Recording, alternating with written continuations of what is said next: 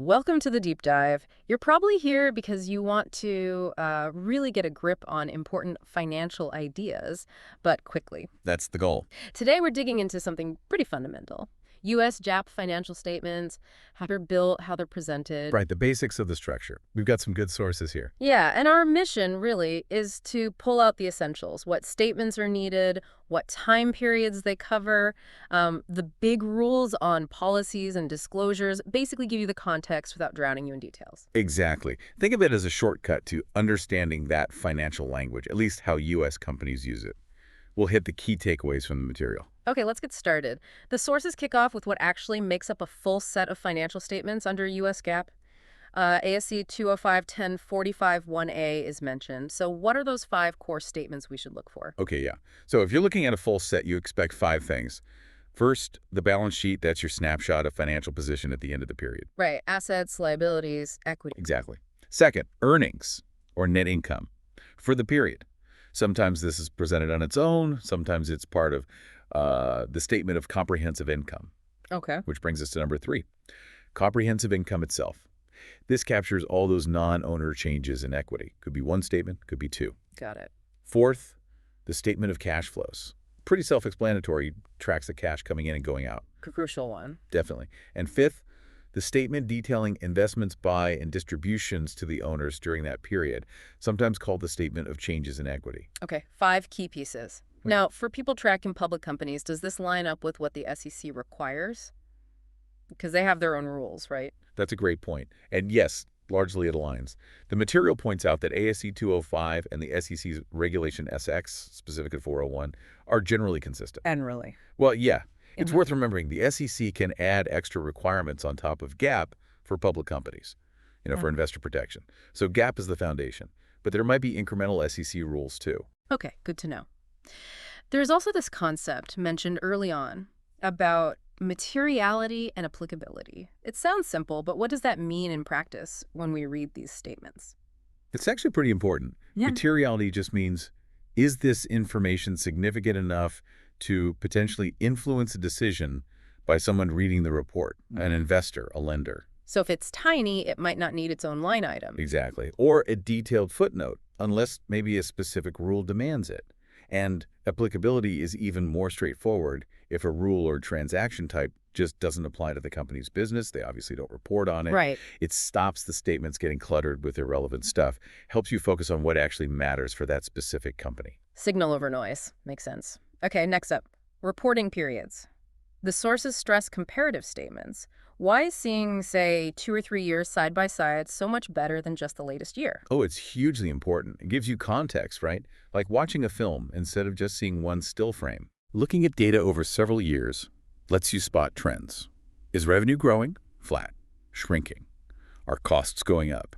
How's the debt situation evolving? You can see the direction of travel. Precisely. It helps you assess the company's trajectory and health way better than a single snapshot ever could. Is it improving, getting worse, staying the same? That's what comparisons show you. Okay, so for public companies, the SEC has specific rules about how many years they need to show, doesn't it? What are those look-back periods? Yes, they do. For the balance sheet, the SEC typically wants the 2 most recent fiscal year ends presented side by side. 2 years for the balance sheet, okay. But for the income statement, the statement of cash flows, and the statement of changes in stockholders' equity, they require the 3 most recent fiscal years. 3 years for those. Why the difference? The thinking is that trends in profitability and cash flow really benefit from that slightly longer perspective. A 3-year view gives a better sense of performance momentum. Gotcha. Now, are there exceptions? I think the material mentioned newer public companies, like emerging growth companies. Yeah, exactly. Qualifying emerging growth companies, or EGCs, and also smaller reporting companies, SRCs, when they do their IPO, they get a bit of a break. How so? They're allowed to omit the earliest of those 3 required years for the income statement, cash flows, and equity changes in certain filings, like their IPO registration. So you might only see 2 years there initially. Eases the burden a bit. Right. Makes that transition to public reporting a little smoother. And what about those smaller reporting companies, the SRCs, for their regular annual reports after the IPO? They continue to have slightly scaled back requirements. For their annual 10K filings, they need 2 years for the balance sheet, and then also 2 years for the income statement, cash flows, and changes in equity. So a consistent 2-year look back for SRCs annually? Yep, that's the general rule under SEC's Article 8 for them. Okay, now this was interesting. The sources say that even for private companies where the SEC isn't involved, the accounting standard itself, ASC 205, actually encourages them to provide comparative statements. Why is that worth noting? Because the benefit isn't just about regulation. Seeing trends over time is valuable for any business, whether you're an owner, a bank lending money, or even management itself. Right. Seeing how things have changed year over year gives a much richer picture of performance and financial health. It helps everyone make better decisions. It's just a good practice, really. So it's best practice, even if not strictly mandated for private companies. Absolutely. And if a company does present comparative statements, there's a point about the footnotes needing to be comparative too. Yes, ASC 205-1045-4 touches on this. Basically, if a footnote disclosure was significant last year and it's still relevant this year, you generally need to repeat it or update it for consistency across the comparative periods. So you don't lose important context from the prior year's notes. Exactly. Like if there was a major lawsuit disclosed last year, you'd expect to see an update in this year's comparative notes if it's still ongoing. Makes sense. Okay, slightly different topic, but related to presentation.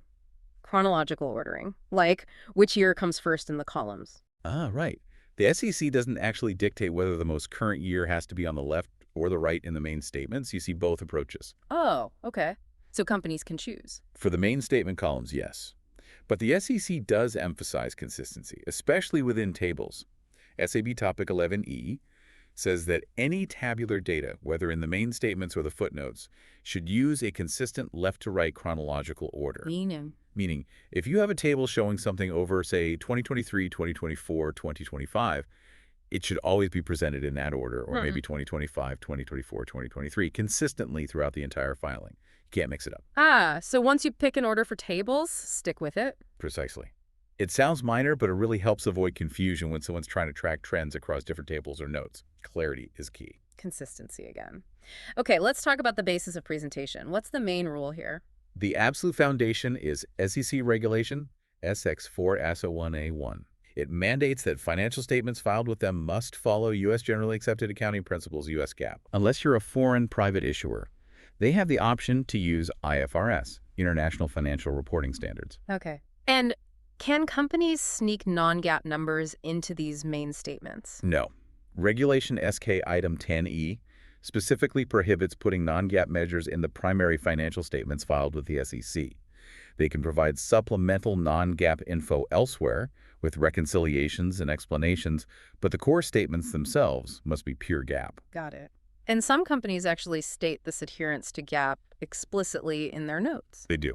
It's pretty common to see a specific basis of presentation footnote, or sometimes it's just included as the first part of the significant accounting policies footnote. Just being crystal clear. Yeah, saying, hey, we follow the rules. These are prepared according to US GAAP. It reinforces transparency. Okay, so speaking of those significant accounting policies, ASC 235 covers this.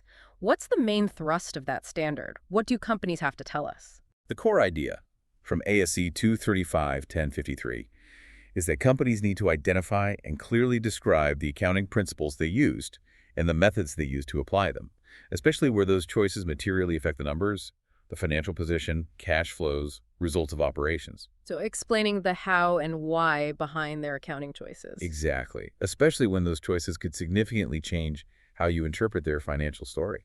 And the sources give examples of what this usually includes, right? Yes, things like if GAAP allows a choice between methods, say for inventory costing like LIFO or FIFO, they need to disclose which one they picked. Okay. Also, any principles and methods that are common or unique to their specific industry.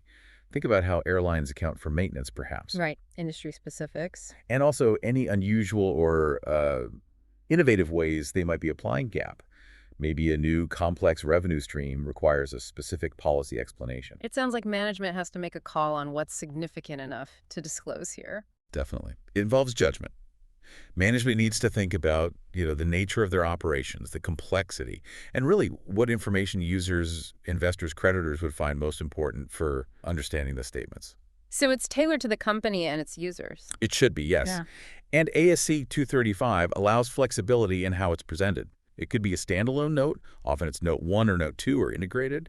The key is that it's clear, easy to find, and part of the overall financial statements. Okay. Another key disclosure area is estimates. Financial statements aren't always precise, are they? Not at all. And GAAP acknowledges that. ASC 275, which deals with risks and uncertainties, specifically requires companies to disclose that preparing statements under GAAP involves management making estimates and assumptions. Like what kind of estimates? Oh, lots of things. Estimating the useful lives of assets for depreciation, calculating the allowance for doubtful accounts, how much of receivables they might not collect, warranty reserves, the valuation of certain investments. Many areas require judgment based on the best available info at the time. So they have to explicitly state that estimates were used. Yes, ASC 275-54 mandates that disclosure. It's a standard piece you'll find in the notes, just acknowledging that inherent uncertainty. Which kind of leads to the bigger picture question. Why all these disclosures? What's the ultimate goal for the user, according to the sources? The fundamental purpose, as the material points out, is to give users, investors, lenders, creditors, the information they need to make informed decisions about allocating their capital. Resource allocation decisions. Right. Disclosures should help you understand the company's past performance, assess its prospects for future cash flows, and basically add color and detail to the main numbers on the face of the statements. They amplify the story. And how can companies make these disclosures better, more effective for users like us? The sources mention some best practices. Yeah, they really push for clarity and organization. Big things include using plain English whenever possible, Definitely helps. avoiding excessive technical jargon, grouping related information together logically, maybe using tables or bullet points instead of dense paragraphs. Good formatting makes a difference. Huge difference. Also providing clear cross-references, linking numbers in the main statements to the relevant footnote, and even linking related footnotes to each other. It helps you navigate. So it's about making it user-friendly, essentially. Absolutely. Thinking from the reader's perspective.